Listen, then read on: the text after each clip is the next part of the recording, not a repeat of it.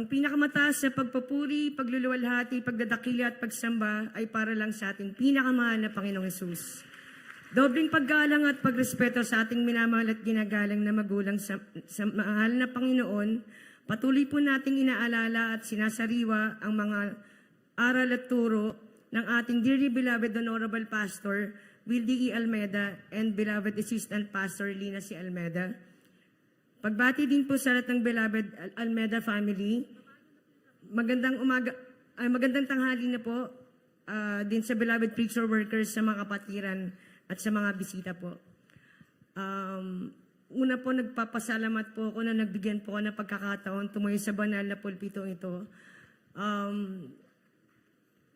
year pa lang po ako sa banal na gawain. Taga Mandaluyong po kami.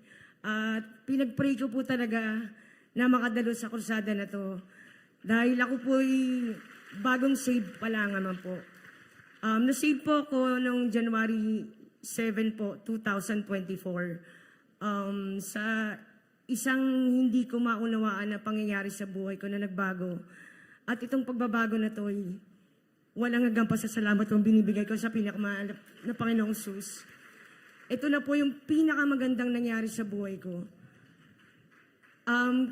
Sa hindi pa po nakapagkinig ng aking patotoo, sa 47 years po ng buhay ko, namuhay po ako ng lesbian po ako. Napakagulo po ng buhay ko. Pamilya namin nandun sa mga bisyo, pagsusugal, pag-iinom, pagtatalo-talo. Sa kasalukuyan po, ako pa lang po ang nasave. Dati po ako pong nasa Katoliko. Siniran lang po ako ng kapatiran na naging isang office mate ko. Napakabilis lang po nung time niya dun sa office namin. Pero itong pag-share niya sa akin, sa hindi ko rin una po talaga dati pag may nag-invite sa akin ng mga ganun, hindi ko po talaga binibigyan pansin.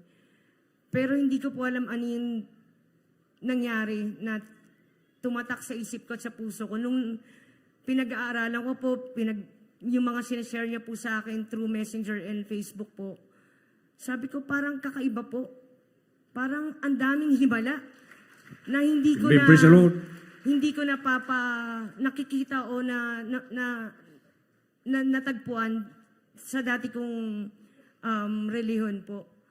Sabi ko, so pinag-aralan ko po ito. And then, matagal din po, ilang buwan din po hanggang sa tuluyan akong sumama. At sabi niya, bakit hindi mo po subukan umattend ng banal na gawain para makita mo po yung kaibahan.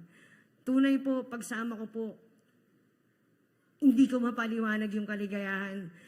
Yung awiting na napakahaba, pagpupuri, yung joyful and solemn, talagang pong tumatagos sa puso ko.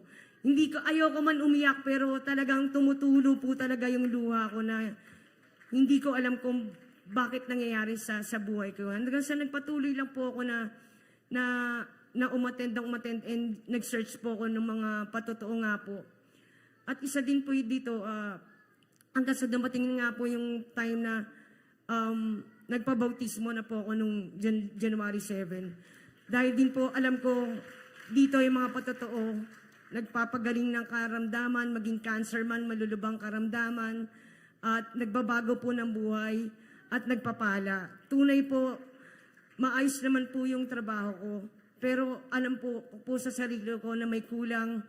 Ito po yung kagalingan. Sa mura kong edad ko po na 47, na-diagnose po ko ng osteoporosis po. Ito po yung sakit ng pang matatanda na po ng mga 60s and above na po. Nangyari po ito dahil hormonal imbalance po, maaga pong natigil yung menstrual period nung aking sa pagkababae po. And hindi po ako nag-proceed sa maintenance po or tinatawag na paggagamot po. Dahil natakot din po ako sa mga side effect na cancer. And sad to say po, nag-lead po ito ng osteoporosis po.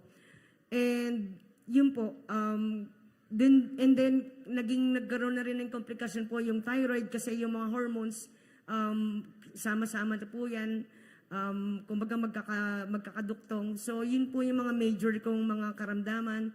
And meron din po akong tinnitus, arthritis, gastritis, pati joint pain po, marami na po talaga ako na para po talaga akong isang senior citizen na. Sabi pa ng doktor, your age is 47 but it's like 67, 20 years plus yung age mo. So, kanina po yung nagpatotoo, na-experience ko din po yung fear of death. Ano nga po pala naisip ko, kung kunin na ako ng mahal na Panginoon, sigurado diretso ako sa baba kasi sa ginawa ko sa buhay ko ng 47, andun yung mga bisyo. Bisyo ng pakalalakihan, ginawa ko. Lahat po yun, experience ko, pagsusugal, pag-iinom, paninigarilyo. Kahit pag-drugs, natikman ko po yan. Pero binago ko pa yan nung mga panahon na talagang alam ko na walang patutunguhan. Until may salamat po sa ginamit na mahal na Panginoong Jesus na sa unat dalangin ng ating binamahal beloved pastor na naabot ako ng kanyang panalangin upang ma-save sa banal na gawain na ito. At alam ko po, ito yung kapamaraanan. Alam niyo po, bago po ako, nung nasigdo ako, umattend pa po ako sa mga nakita po sa akin sa main church, sa Sukat, sa Mandaluyong, sa Las Piñas. Panlalaki pa po talaga yung suot ko. Hanggang sa hinipo ng mahal na Panginoon yung puso ko. And natutunan sa mga preachings po and teachings po ng beloved pastor na pinapakinggan ko po, bagamat hindi ko na siya naabutan na nag-preach po talaga. Pero totoo po lahat eh. Ang mahal na Panginoon talaga magbabago sa puso mo. Kahit hindi mo talaga gawin, siya po talaga yung calling na talagang babaguhin yung isip mo, puso mo. And talagang salamat po talaga sa mahal na Panginoon na andito po ako ngayon. Umalis po ako sa trabaho ko, ang inisip ko po, ang sabi ng mahal na pastor, ang lagi ko po tinatandaan,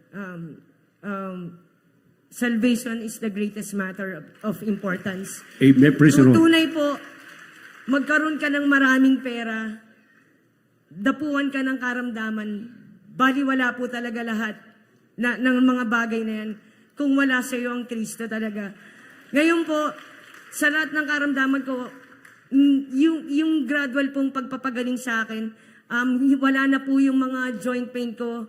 And yung kalakasan po, kapag fasting din po ako, na nasa 40 lang po yung weight ko, nakakapabagbuhat ako ng mas mabibigat na like 20 kilos.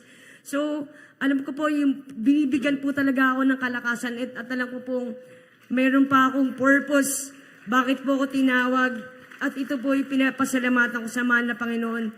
Duktungan man niya ang buhay ko or kunin man niya ang buhay ko, ang importante, nakilala ko na po siya, nandito na po siya sa puso ko. Amen. Praise the Lord. At talagang pinapaalam niya sa akin, pinapabatid niya sa akin na maging matapang po talaga. Tunay po nakakatakot po talaga kasi anytime na mag-fall ako or madapa ako, can lead to fracture na hindi na po siya gagaling and tuluyan na po ako. Tuluyan na mag-end yung life because yun po yung osteoporosis eh. Pero alam ko pong ang mahal na Panginoon ang naggagabay sa akin dahil isang patotoo po, ayaw na po ng doktor ko na mag-motor ako and mag-drive po ako. But then, ang sabi ko, ang mahal na Panginoon, nakilala ko na siya, nasa akin na siya na pong bahala sa buhay ko. Ang iniisip ko lang ngayon, maglingkod, umattend, wag mag-miss. At kung makapag-attend ng mga crusades and mga kung ano pa po mga gawain natin, yun po, dahil yun po nagpapaligaya po sa akin. At ganun din po, ang gusto ng doctor sa thyroid ko, naapektuhan na rin yung vocal cords ko. Gusto na nilang operan and may tendency na mawalan ako ng boses. Sabi ko, yun po yung di mangyayari dahil alam kong papagalingin ang mahal na Panginoon, ang magtutunaw at magbabalik ng boses ko kahit na po ngayon na sumisikip na siya, kahit na ngayon alam ko yung mga signs na nararamdaman ko, nawawalan ako ng boses. Pero binabalik niya yan every time na nagsusumamo ko na para awitan siya, purihan siya. Totoo na dinidinig na mahal ng Panginoon ng aking mga panalangin, na ating mga panalangin na maglingkod ka lamang, magtapat ka sa pagbibigay. Kahit po wala akong trabaho, andito po yung freelance ko, binibigyan niya ako ng pagkakitaan upang makapag-attend ako sa mga kursada, sa mga makapagbigay po, makapagpunta kung saan man dapat po na makapag-attend po. Yun po aking pinapasalamatan. Hindi niya ako pinagkukulang sa mga responsibilidad din po sa bahay. So, isa pa pong patotoo, yung kapatid ko, pag-iingat din sa mga loved ones ko na na-aksidente yung kapatid ko na hindi siya, na yung aksidente niya, walang nangyari sa kanya. At ganun din po, nag-slide na rin po ako sa motor ko sa ng paraan. Yung motor ko lang yun natumba, ako natiling nakatayo po. So, ramdam Amen, na praise the ramdam Lord. po talaga ang presensya ng banal na Espiritu at ang mahal na Panginoon sa buhay ko. Ang lahat ng kapurihan at pasasalamat, dakilang pagsambahay tayo sa ating lang pinakamahal na Panginoon Jesus. Amen. For